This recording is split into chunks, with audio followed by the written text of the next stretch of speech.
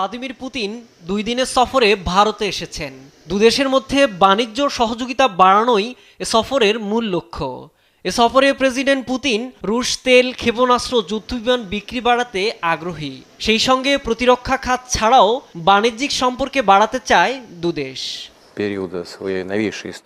President Putin ভারতীয় গণমাধ্যম India টুডেকে দেওয়া এক সাক্ষাৎকারে বলেন, যেখানে যুক্তরাষ্ট্র নিজেই রাশিয়ার জ্বালানি কিনছে, সেখানে ভারতের উপর চাপ সৃষ্টি করা অহেতুক।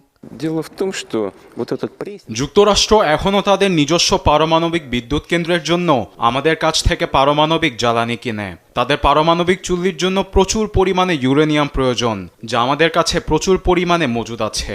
জ্বালানি কেনার অধিকার যুক্তরাষ্ট্রের থাকলে অবশ্যই ভারতেরও আছে।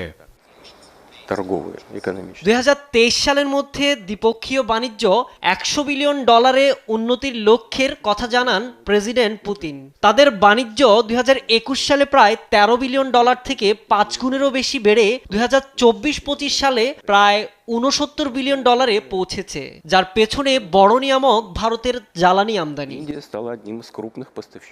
আমরা কখনোই কারোর বিরুদ্ধে নই। আমাদের নিজ নিজ স্বার্থ রক্ষা, অর্থাৎ রাশিয়া ভারতের স্বার্থ রক্ষার লক্ষ্য নিয়েই কাজ করছি। বাহ্যিক কিছু চাপের মুখোমুখি হলেও ভারত রাশিয়া বন্ধুত্বপূর্ণ সম্পর্ক অটুট থাকবে।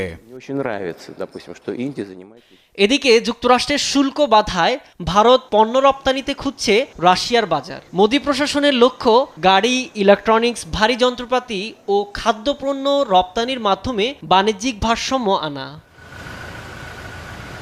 এর আগে বৃহস্পতিবার সন্ধ্যায় নয়াদিল্লি পৌঁছালে পুতিনকে স্বাগত জানান নরেন্দ্র মোদি। দেয়া হয় লাল গালিচা সংবর্ধনা। পরে নৈশভোজে যোগ দেন দুই রাষ্ট্রপ্রধান, যা ইঙ্গিত দেয় দুই দেশের উষ্ণ সম্পর্কের।